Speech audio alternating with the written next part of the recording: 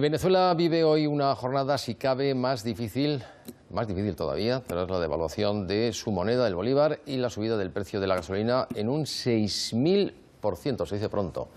Los venezolanos, los sufridos venezolanos, se levantan con medidas económicas más duras aún en el día en el que se cumple el segundo aniversario del encarcelamiento del disidente político Leopoldo López. Para hablar de todas estas cuestiones, sobre todo de los casos concretos que se reflejan en un libro de personas que un día tuvieron que salir por motivos políticos o económicos del país, está con nosotros el sociólogo Tomás Páez, que es, aparte de sociólogo, es el coordinador del libro La voz de la diáspora venezolana. ¿Qué tal, Tomás? ¿Cómo estamos? ¿Cómo estás, Emilio?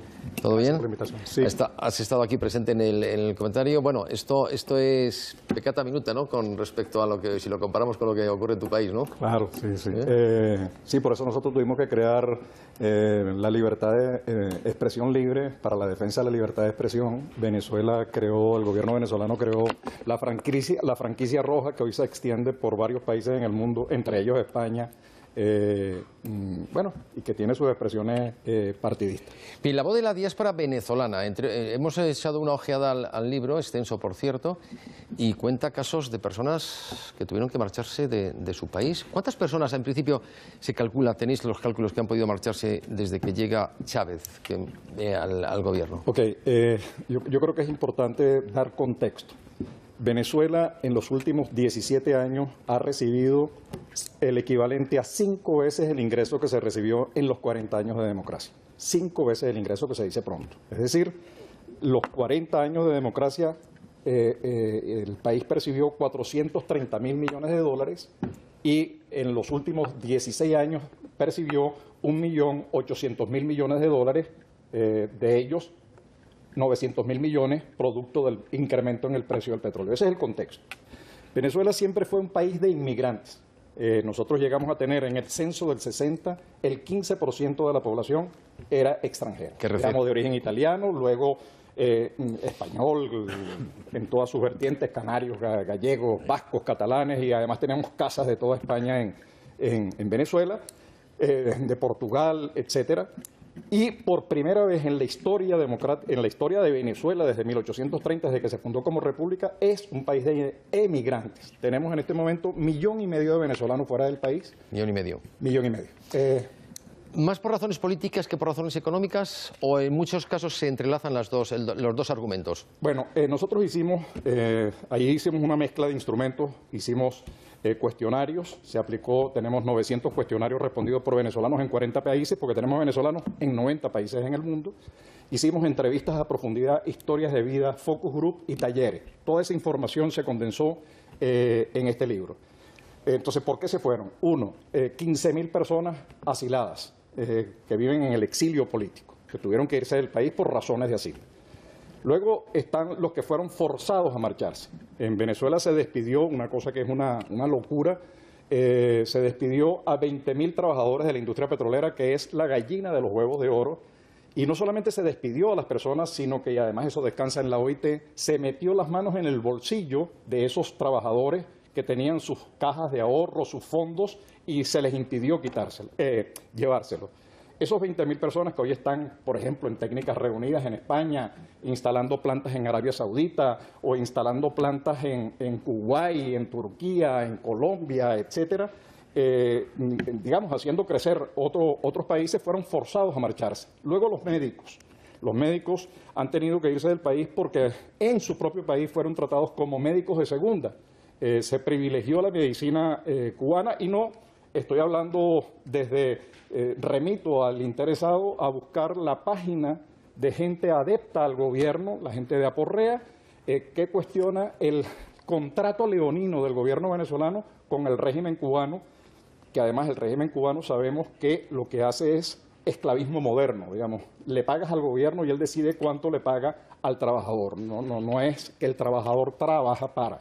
Y así las cosas, y después de las últimas elecciones, Tomás Páez, que dan, por la mínima, pero dan mayoría en la Asamblea al régimen opositor a Maduro, ¿tienen ustedes más esperanzas de que esto cambie más pronto que tarde? No ganamos, por la mínima no ganamos, bueno, de manera que hablo por la mínima con respecto a la posibilidad de poder hacer Usted me entiende, ¿verdad? Sí, Que había ahí... ganamos, digamos, el país se expresó, el país está polarizado de la siguiente manera. Me refiero para el cupo establecido para poder hacer iniciativas. Okay. A eso me refería. Ok, sí, que tenemos los 2 tercios para poder... Ese es el tema.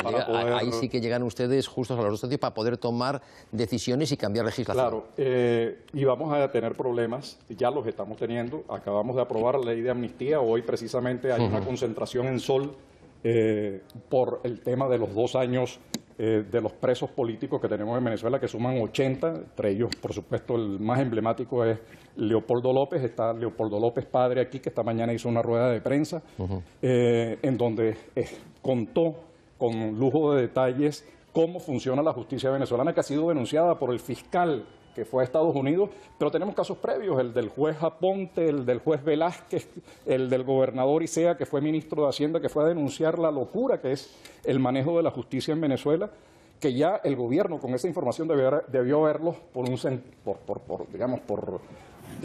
sentido del exabrupto que se cometió, haberlo soltado de una vez por todos los errores políticos y la insidia y la persecución y el hostigamiento que se le ha hecho a los venezolanos que hoy están presos, que les repito, son 80. Pero a día de hoy es mucho más, digamos, factible la posibilidad de que se acabe el régimen de chavista, el régimen de Maduro. No, yo creo que el régimen no ha entendido, digamos, es un régimen, yo creo que la palabra que se utiliza en España es caos. Nosotros decimos no caos.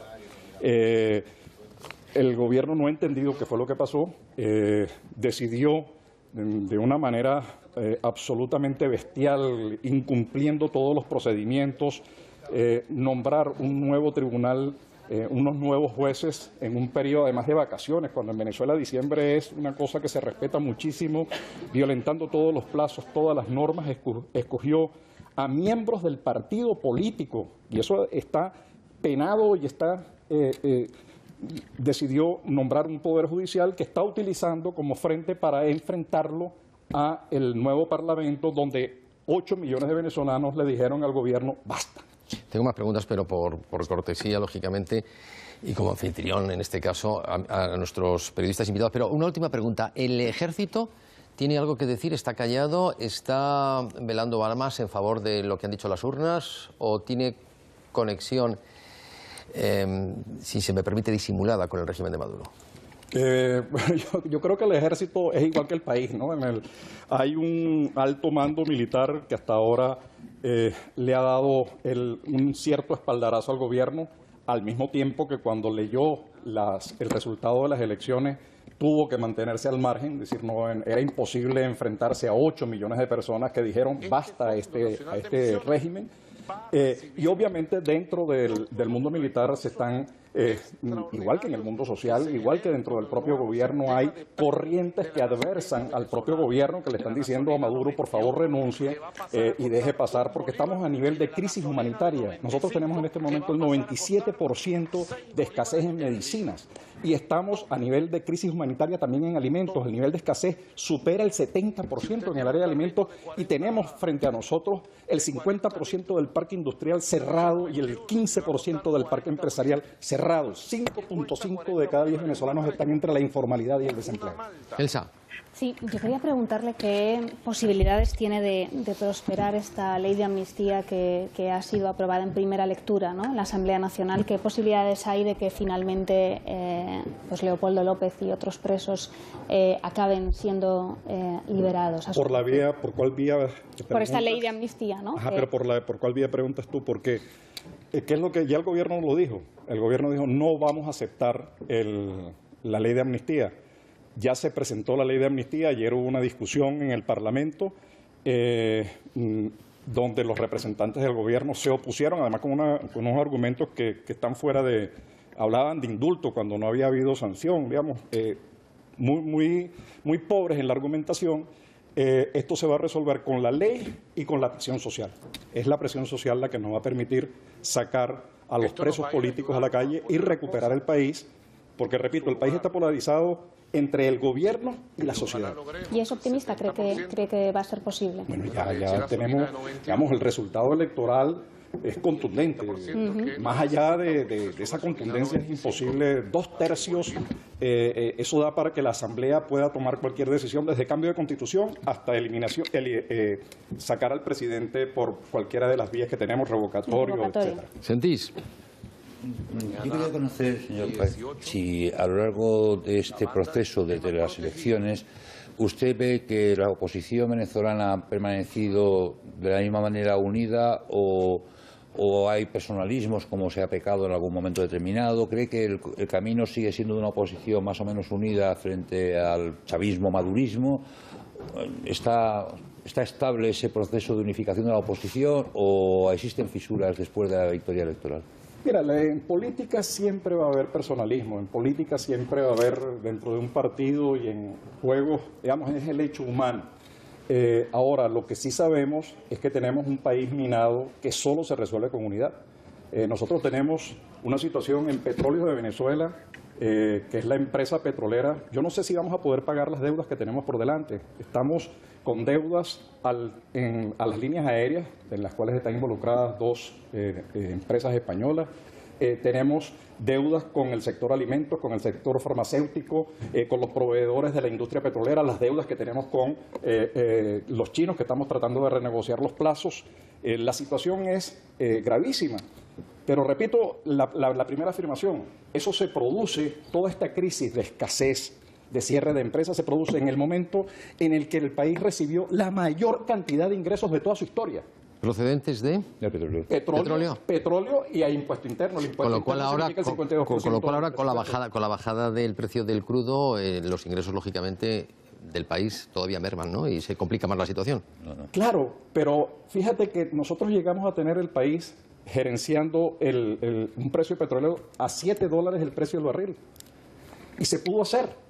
Lo que pasa es que la destrucción de PDVSA ha sido bestial porque se votó, se salió de la capacidad del capital humano, que es el capital más importante que tiene cualquier organización, se destruyó una empresa, acaban de crear una empresa que nadie sabe de dónde surge, que se la dan a los militares, que es el tema petrolero vinculado a los militares. Es decir, desde el punto de vista del fracaso del régimen está claro. El problema es que cómo se va a salir de ese fracaso. Es decir, si Maduro usted ve posibilidades de salir pacíficamente y a su élite de la llamada boliburguesía, que son los que se han quedado con el control.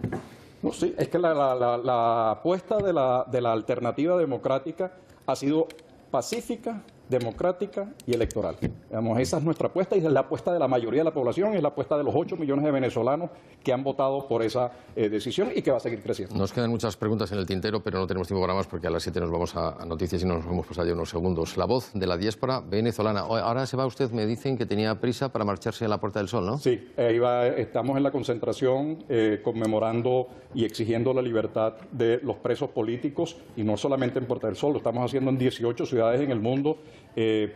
Porque los venezolanos hoy estamos en 90 países. Tomás Páez, muchas gracias por haber estado con nosotros compartiendo estos minutos. Gracias a ti, Emilio.